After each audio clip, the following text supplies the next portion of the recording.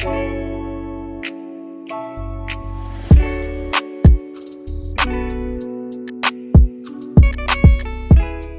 is it going, Bears fans? Welcome back to another episode of the Bear Down Podcast, where we talk everything Bears every day of the week.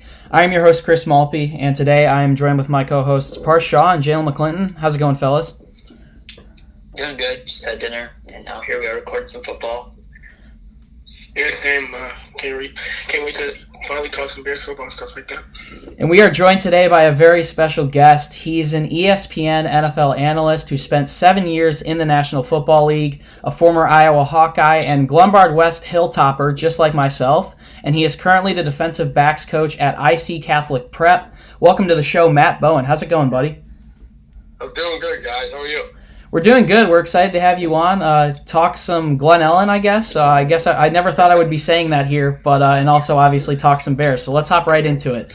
So obviously the main reason you're here today is because you're an alumni of Glenbard West High School. So I have to ask you off the bat, because this episode is very special to me, what does it mean to you being from the western suburb that is Glen Ellyn and being a former Hilltopper? Well, I think, look, my parents still live in the same house I grew up in, over by Sunset Park, Sunset Pool. Awesome. And to me, growing up, I wanted to be one of the guys that walked down the hill. The pregame routine at Glenbard West. When the players come out of the locker room, walk down the hill, play at Duchamp Field on Saturdays. And those are the games I grew up going to as a kid. When I went to Catholic grade school, I went to St. Pat's, downtown. Yeah, and then, a Petter. Yeah. And then went to Glenbard West. And I played 3 sports there. That's a big thing for me now, especially as a coach, is we're seeing the loss of the multiple sport athlete. It's you're not seeing that as much. Back when I was in high school, and obviously I'm a lot older than you guys, everyone played a couple sports. I played 3, so I was football, basketball, and baseball. The day football was over, went to the basketball court. The day basketball was over, I picked up a bat and swing it.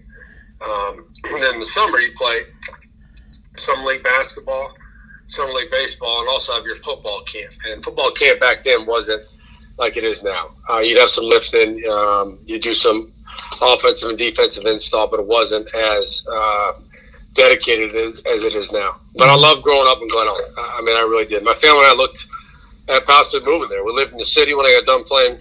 We lived downtown for 8 years, and then we, decided to move to Elmhurst. But I always loved Glen Ellyn. Always will. A ton of great memories there, especially playing football at Glenbard West. Like I told you today, Chris, not much has changed in terms of the style of play at Glenbard West. It doesn't matter if it was Bill Duchamp in the 70s, Jim Covert, who I played for, and now Chad Hetland now, who's a very successful coach at Glenbard West, an excellent coach. You went up front, you control the line of scrimmage, you run the football, you play action, you play good defense. Yeah. At the end of the day, guys, football is not really that complicated. Yeah. The stuff I write about, it can be complicated, but really, it's always going to be a line of scrimmage game, and the teams that tackle the best and execute the best are going to win, and that's why Glenbard West is always in the state playoffs. Yeah, going off of that, I'm here to talk more about Chad Hetland and his recent success at Glenbard West. He has a career record of 120 wins and 25 losses, and was one of the quickest Illinois coaches to reach the 100-win mark. What are your thoughts when he's done with the hitters? I think he's carried on a great tradition, and really taking that tradition to another level. Multiple state championship wins, competing for the conference championship over almost every single year. And it goes back again to the style of play that they have, how physical a football team they are, how disciplined of a team they are, and how they master the details. The best teams, guys, doesn't matter if we're talking about the Chiefs this past year, looking at the top college programs, Clemson, Ohio State, LSU, Bama, and down to IHSA football, where Glenbard West is one of the top teams in the state. They master the details. They master the fundamentals of football, the technique, your hands, your footwork, your ability to finish plays, your ability to create angles to the ball as a defensive back or a linebacker, and how they play the game in terms of winning at the line of scrimmage like we talked about. You do that, you can run whatever you want on offense. You can be an air raid offense. You can throw it 45 times a game. You can run it 65 times a game. Once you control that line of scrimmage, you are in total control of your game plan and what you want to do. But I've been so impressed with Coach Ellyn. this type of players he puts out, the high character players that play for him at Glenbard West, sending guys to the college level. And as you've seen before, even a couple of guys has got a chance in the NFL. So obviously an excellent coach. His record speaks for itself. And more importantly, when I watch a football team, I want to see how they play. And I always use the term play style, and they're at the top. So staying on your personal life and skipping a couple years from high school, you ran a 4.49 40-yard dash at the 2000 NFL Combine, which is a pretty great time for someone who worked in the secondary. Did you feel good about that time, or did you feel like you could have a better time? We always think they can get better, but my goal was to get somewhere in the 4.48, and it was different back then. You know, I was at the Combine in 2000, so that was in the old RCA dome. It was the old AstroTurf, like real AstroTurf. You guys don't know anything about that. It's horrible. I think you're seeing faster times now. Obviously, the training has changed. You know, the athletes are faster at every level of the game now compared to when I played. But also the ability to run with cleats on the field turf now at Lucas Oil Stadium in Indianapolis. You're seeing better times. But was I happy about it? Yeah, because here's the thing about the Combine, guys. You're not going to run your best time. Yeah. You're not. Yeah. That's why you have a pro day later in the process, because they put you in the most stressful situation possible. They keep you up late at night. You talk to coaches all day. You have written tests. You have physical tests. And then the last thing you do is work out. So that's like your fourth day in town. By the time you get to workouts, you're exhausted. You're tired, mentally and physically tired, and you still have to produce. That's why I'm a big believer in the Combine. Not so much the times, because you can run a 4.49 and then come back to your pro day and run a 4.43. They're always going to take your best time. Yeah. And that's the thing. We always look at these Combine times, but really, if you talk to scouts, one, they're going to use their own stopwatches. And they're going to go back to their pro day. If you run a better time, that's the time they're going to put in your scouting report. But the process of Indianapolis and being under that stress level in an uncomfortable environment and being able to produce in terms of your testing times, that's what I'm a big believer in. And look, times get faster and faster every year. What Henry Ruggs from Alabama ran the 4.2 range this year. So guys are moving, man. They are moving. No kidding. So getting back on the Bears now, you know, obviously Matt Nagy, Coach of the Year in 2018. They saw a down year in 2019 when they finished 8-8 following a year where obviously they made the playoffs and went 12-4. I assume you're a Bears fan, so let's not talk about how that one ended. But what do you think went wrong in 2019, and what does Matt Nagy and co need to improve upon in 2020? Really a couple things you can look at. One, obviously you're going to look at the quarterback position. We understand that. That's a big discussion point. It'll be a legit competition in training camp with Trubisky and Nick Foles. But you need much more consistent play at the quarterback position. Whether that's Mitch winning the job this year and showing us that he can do that, or Nick Foles, a guy who has done that at a very high level on the Super Bowl stage. You need someone to direct that offense and manage that offense. You know, Matt Nagy's scheme comes from the same coaching tree as Andy Reid. You see the same offense in Philadelphia with Doug Peterson. There's a lot of horizontal movement in that offense, a lot of jet motion, lateral motion, a lot of horizontal passing, schemed up deep balls down the field. They want someone who can process quickly, get from 1 to 2 and 3 their reads, get the ball out with speed, and attack space. That's what they do. But outside the quarterback position, the offensive line play wasn't good enough last year, guys. It Not at all. Wasn't. Nope. And I'm a big fan of David Montgomery. And I watched a lot of his college tape coming out.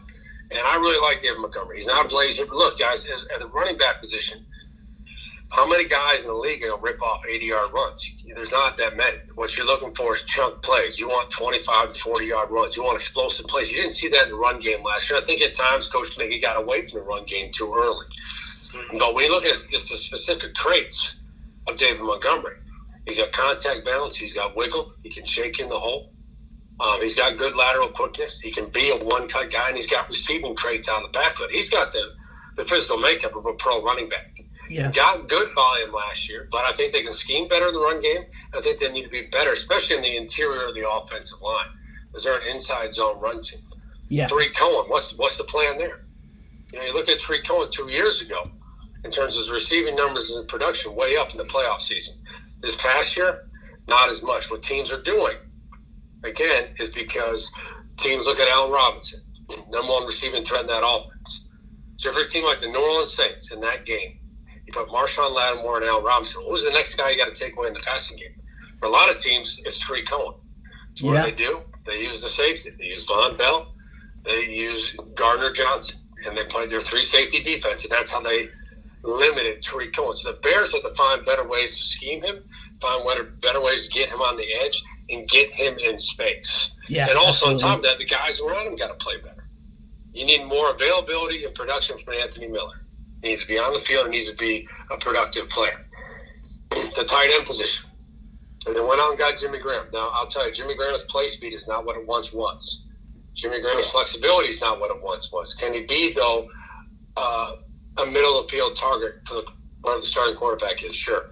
Cole Kmet, I really like, the rookie out of Notre Dame. And he played at St. Viator High School, not far from us, up in Arlington Heights. He is a classic pro-style tight end. He can play in line with his hand on the ground and block in the run game. He can flex in the formation. He can stretch the seams. He's got a very big catch radius. He can lumber after the catch and drop his pads. So there's some upside here with the players we're talking about. But the flip side of that, guys, is your defense. 2 years ago, that Bears defense was dominant. Oh, yeah. What I mean by dominant is taking the football away. So a lot of those offensive issues can get covered up a little bit when you're always starting in plus field position, always starting at the plus 30-yard line because your defense took the ball away yet again. Yeah, so I think there's a lot of factors last year together. A defense that wasn't as dominant, wasn't as creating as much turnovers, and creating short fields for the offense, and an inconsistency of the offensive line and quarterback position. Those need to be fixed to compete for division title because you still got to play Green Bay twice. You still got to play Minnesota twice. And this year you have to play Detroit twice with a healthy Matthew Stafford. That makes a complete difference. And there's going to be some changes. Look, there's an open job at the quarterback position right now.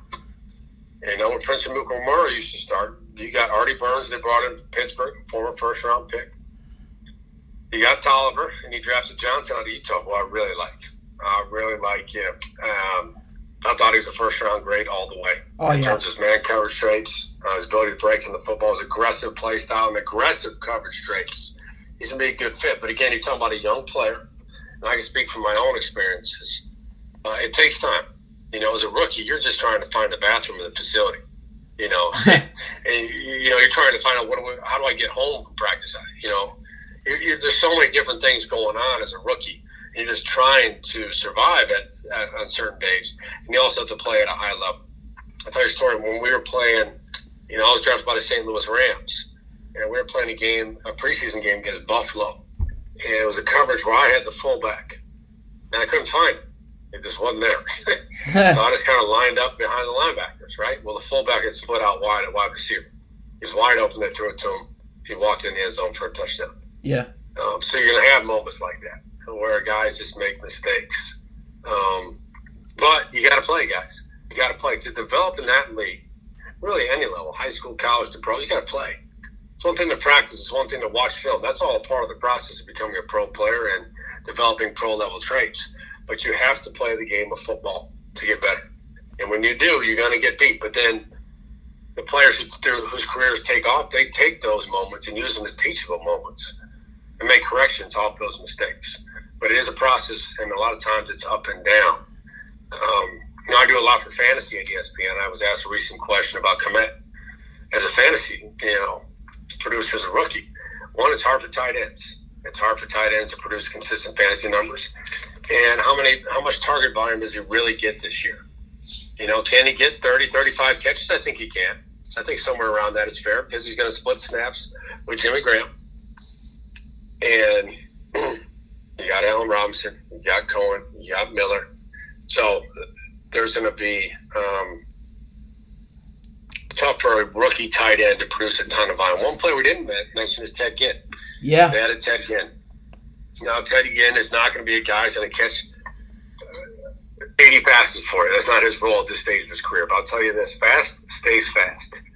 It always has. And I go back to my career, and we played against guys like Randy Moss or Joey Galloway, especially Joey Galloway. You better get deep.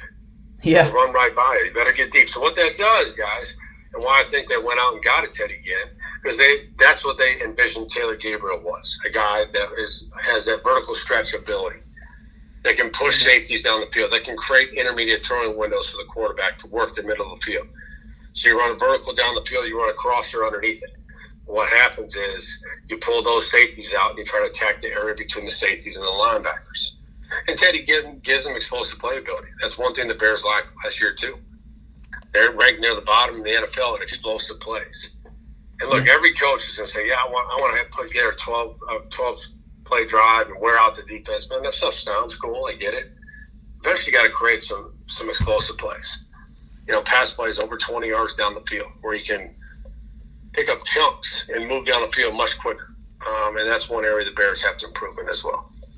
Mm-hmm. Yeah, I completely agree with almost everything you said there. I mean, the Bears are going to take the top of the defense with Ted Ginn this year and Darnell Mooney, and you got guys like Robinson and Miller to run them crossing routes. Hopefully that helps out Trubisky or Foles. But to my next question, here we go. So going more about the Bears football, you played 7 years in the NFL, including 2 seasons with the Packers. Former Bears like Prince Mukamara and Patrick Manley came on the show recently, and they said there's real hatred for Green Bay. Is that true? And was that like for the Bears when you were there too? There's a different level of energy in that game for sure. Just like when I played at Iowa, when you play against Iowa State, there's a different level of energy there when you play a rival. Same thing in Glenbard West, and we play in Zale Central.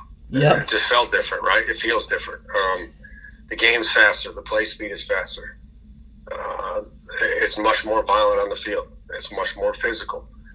And I always experienced that. When I was at the Packers, it was the Bears and it was the Vikings, especially when we went to Minnesota. Back then, we played in the Dome, the old Metrodome. Yeah. Loudest place I've ever been in my life. Those games were physical and fast and violent. But those Bears games, yeah, they meant something more. They really did.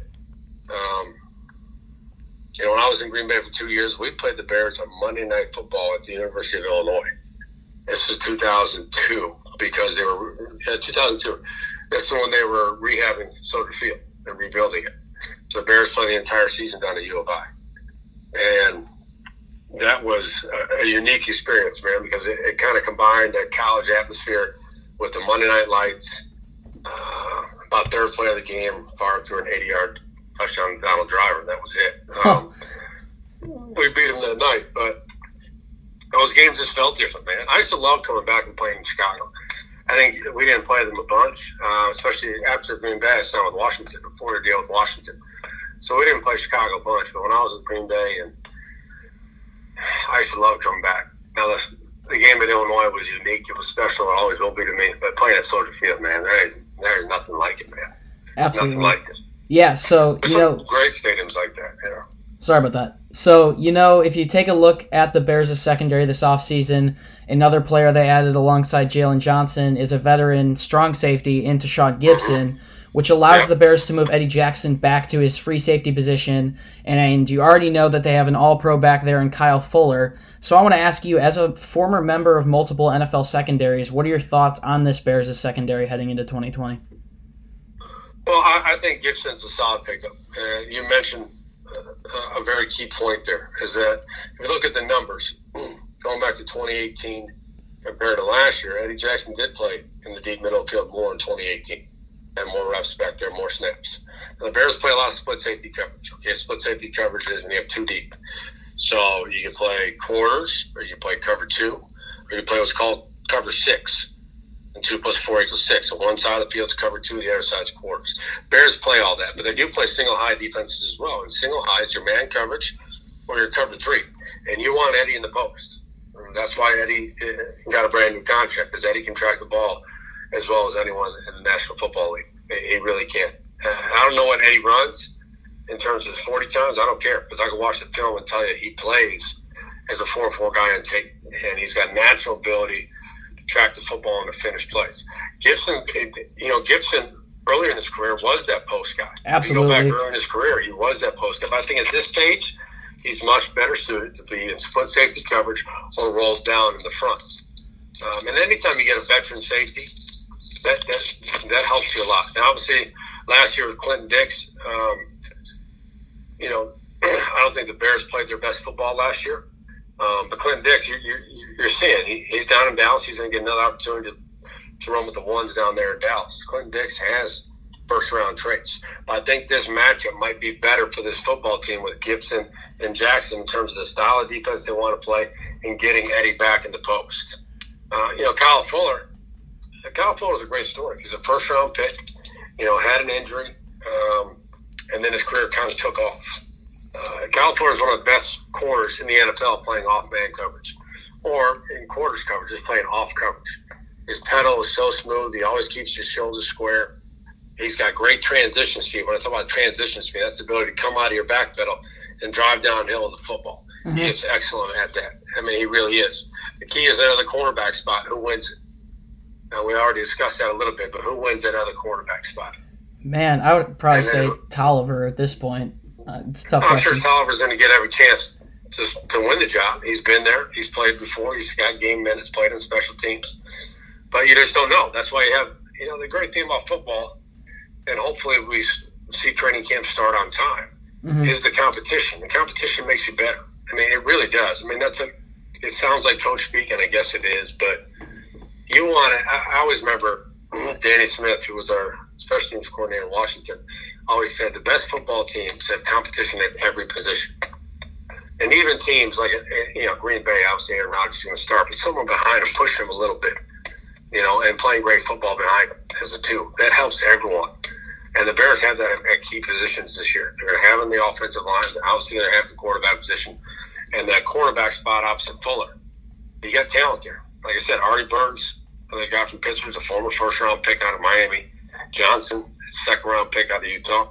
And Tolliver, even though he's an undrafted free agent, has the traits to play in this defense in terms of the physical play style, the coverage ability, and the ball skills.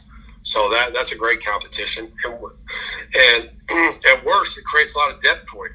I mean, guys, I'm telling you, it's hard to make it through 16 games. It's hard. Mm-hmm. It's tough to make it through 16 games, especially in the secondary, the amount of hitting you do, and keep everyone healthy. So I've always said you can never have too many defensive backs in the NFL. Yeah. You need a lot of guys because you're going to play a lot of nickel. You can get 5 defensive backs in the field, and your defensive backs are usually your core special teams players as well. Guys can cover kicks. Yeah. Yeah. I mean, you said it all right there. And talking more about your career, you played in the NFL with wide receivers like Randy Moss, Marvin Harrison, and Terrell Owens, and Torrey Holt were making their marks in the league. Who was the toughest receiver you ever played against? I'm giving you a name that you probably wouldn't take, but someone who always beat me was Keyshawn Johnson. I know that name. We know that. Come on. He's on ESPN with you. Yeah. Obviously, Keyshawn was a star at USC, first round pick. For some reason, Keyshawn used to dominate me, to be honest. And it was, I remember a game we were playing in Washington. We were playing Tampa, and we were in quarters coverage. He was a slot guy, and man, he beat me bad. It was, he released vertically up the field. I can picture the whole thing now. I was in my pedal, and he kind of stemmed outside like he's running a corner route, and I opened my hips and tried to jump it, and he broke right back to the post. There's another time, I had a couple times where I drive downhill, on curls or dig routes, and, it's just, he had a longer frame. He was extremely strong hands at the point of attack. It was hard to make a play on the ball against Keyshawn. Yeah. Now, obviously, T.O., during my time, that was when T.O. was one of the best receivers in the league. And obviously, we know he's one of the best receivers of all time. But at that point, he'd go in games and get 15 catches. I mean, he was great. And Randy Moss, anytime Randy Moss on the field as a safety, especially playing like a deep half, he lined up at 18 yards just to make sure. Because if Randy Moss got up on your cushion as defensive back, he's going to beat you. And Torrey Holt, I played with Torrey in St. Louis. Mm-hmm. Yeah. Our first training camp, when we used to practice at Western Illinois University down in Macomb, and coming from Iowa as a 6th-round pick, and I get put into those practices against the greatest show on the turf. I've never seen anything that fast in my life, guys. I mean, I was shocked. You had Isaac Bruce, Torrey Holt, Ricky Prohl, Isaac Keem, Marshall Faulk, Kurt Warner, Orlando Pace at tackle. You're talking about Hall of Fame players. Yeah. And the way they played in terms of the tempo of our offense back then, and the route running traits, the speed. Oh, man. Yeah. If you would have watched me in that training camp, you say there's no way this guy's forget playing a couple years in the league. The guy's not even make the team. I mean, it was hard. It was a big adjustment. And back then we had 2 of these guys. It wasn't like it is now. So we were in Macomb for over a month. Yeah. And 2 practices a day, meetings at night, wake up, do it again. Yeah. It was tough. It was a grind, but that really prepared me. And then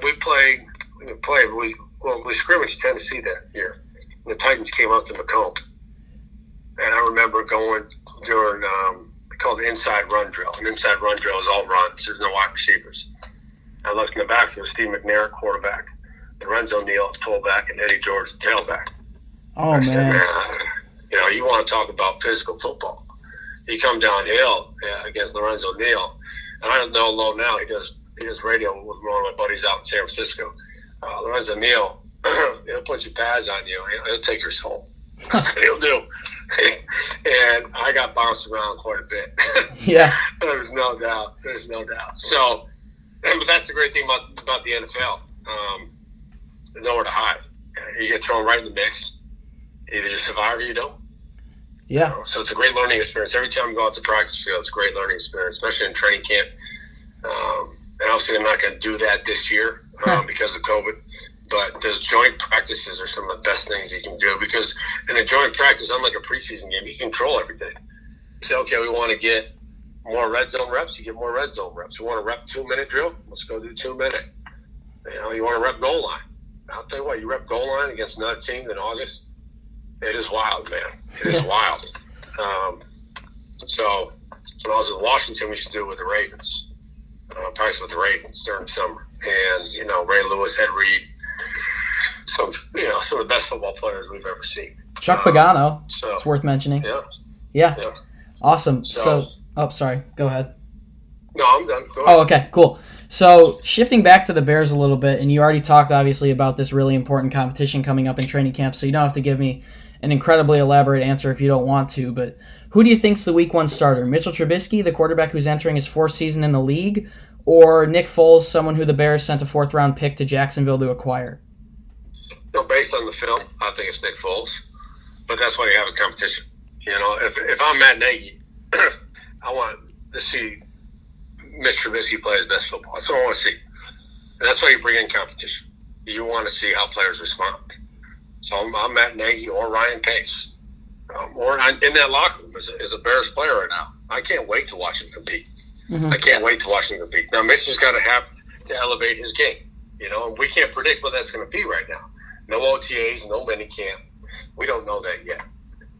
But, again, just based on the film of Mitch's film last year and comparing with Nick Foles, and Nick didn't play a bunch last year because he had injuries, but going back to when he was with Philly in the same system he's been playing in with Coach Nagy. If I had a bet on, I would say Nick Foles. I think Nick Foles has an advantage there in terms of his ability to get the ball with speed and process with more speed in terms of reading coverages and reading defenses. But we can see Mitch make that jump. We don't know that yet. Yep. And that's the great thing. We can be in the 3rd week of August, and Mitch could be taking over that competition. That could happen. That's how football is. So I think it's great for both players. I think it's great for that offense. I think it'll bring more energy to that offense, especially in training camp, because you're going to watch 2 guys battle and play at a high level, hopefully their highest level possible. Mm-hmm. Yeah. And competition breeds success, and that's all we want. Always. So my next question is a little bit more about our defensive line. So we also saw Khalil Mack have trouble in 2019 forcing pressure, and a lot of that falls on Leonard Floyd's inability to pass rush consistently. So this offseason, the Bears went ahead and added Robert Quinn, who had 11.5 sacks last year. He was across DeMarcus Lawrence. And now with Akeem Hicks back healthy, how important was the addition of Quinn, and how scary is the Bears front 7? Well, Robert Quinn is why I like Robert Quinn. And if you look at the specific traits you want in the pass runner, you want a guy who's twitchy off the ball. That one-step quickness off the ball. He's got twitch, he's got bend, he's got flexibility, and he's got that short area speed. Okay, when you talk about pass rushers, I don't care what they run the 40 in. I want to see them get from point A to point E, point B extremely fast. And to do that, you got to have the flexibility and the bend. That's what Robert Quinn is. And look, I agree with you guys last year. If you're not getting production opposite Khalil Mack, where do you think you're going to slot a protection every time? Yeah. Where are you going to send the running back every time? Where are you going to line up the tight end every time? Yeah, to create a wider angle that he has to run. Well, of course you can do that. That's football 101. Take away their best player.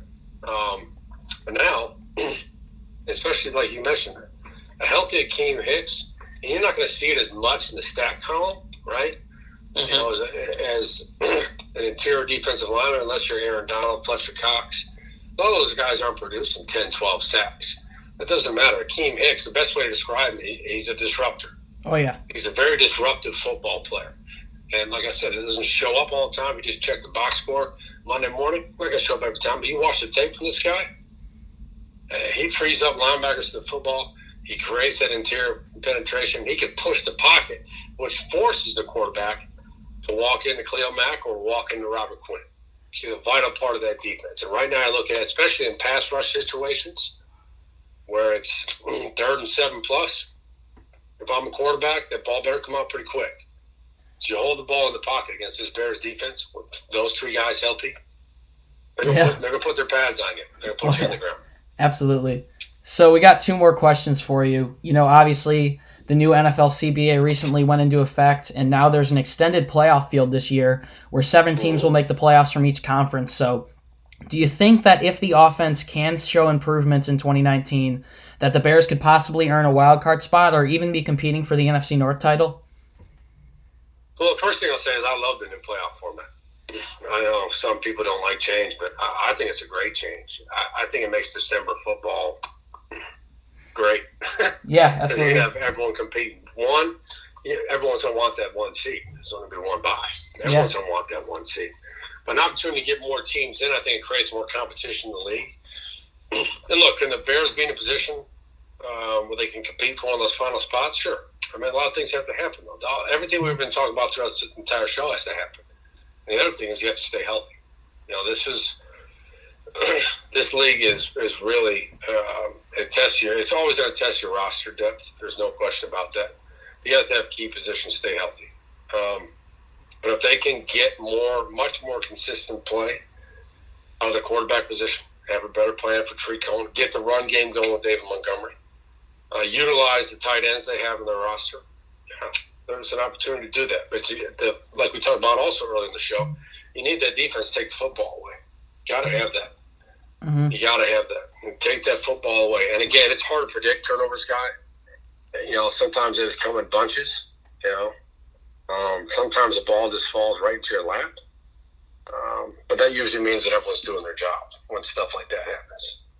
So a roundabout way to answer your question, if they can take care of the issues that limited that football team last year, then sure. We see it every year. The teams that jump up and get into the tournament in January. So, yeah, that's why the NFL is great. That's why it is the best league going, because you just don't really know. Look, we had to put out Super Bowl predictions really early, like right after the season. You know, at that point in time, I picked Kansas City and New Orleans, right? Makes sense. Mm-hmm. Right. But I'm looking today I was talking with one of my coworkers. If Ben Roethlisberger is healthy, Pittsburgh is yeah. Don't sleep on a team like Pittsburgh. A top 10 defense. They're going to be a little bit more pass heavy. The Big Ben back. They got the skill positions on offense. They have the offensive line. And that's a team like that you can see playing deep into January. You just never know. You never know how it's going to.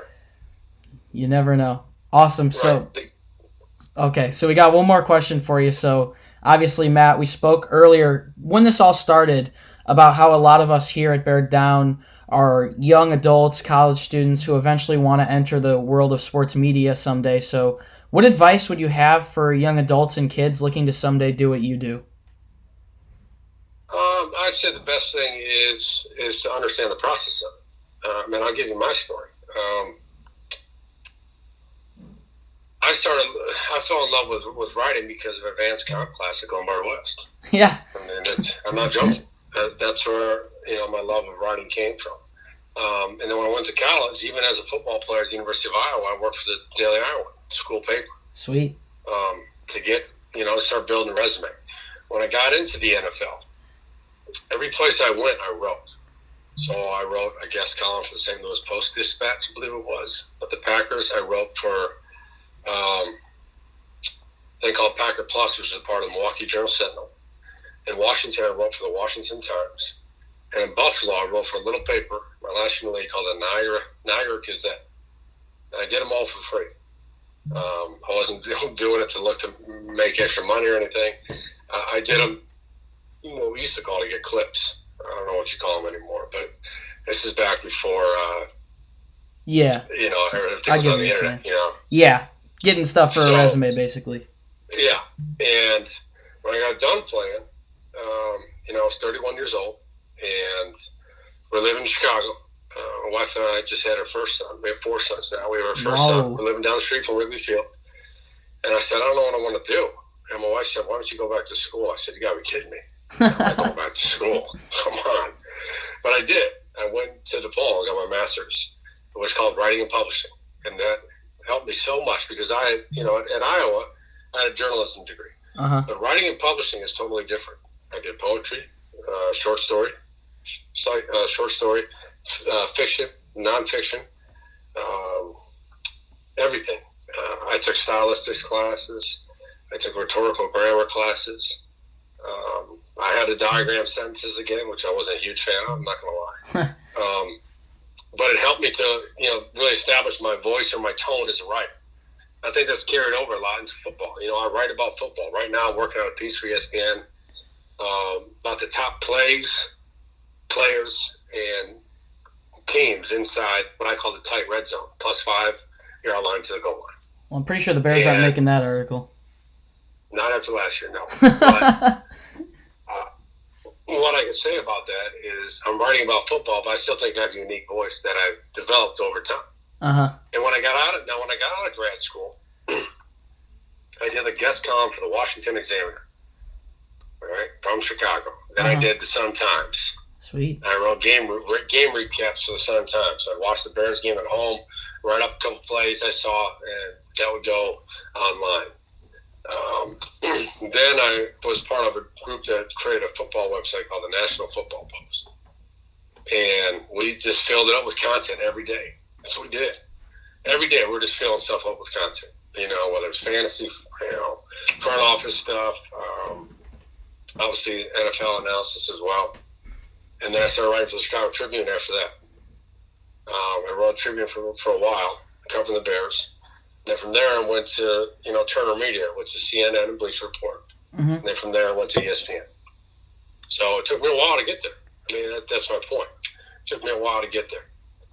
The advantage that you guys have over what I did not have is the ability to write online, the ability to start your own blog, the ability to just practice. Writing is no different than playing defensive back. If you don't practice defensive back, you're going to get beat. If you don't write, when I mean write, if you don't write every day, and then you're not developing your own crafts. Mm-hmm. And I strongly believe that. And you guys have such a different avenue than I did because there's so many more outlets too.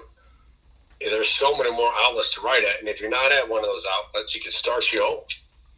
And you start your own, you can start creating your own resume of things you get put out. I think social media is a big part of it now, obviously. Mm-hmm. But again, how you present yourself in social media is very important. It is very important. Oh, yeah. How professionally you act on there is very important. 100%. Because on social media, every day is an interview. Every single day. Yep. No different than I tell my players I coach at IC. Every day is an interview on there. But it can be a great thing for you, though, to push out your content, to create working relationships with other professionals online. So you guys have much better avenues, but the process is still the same.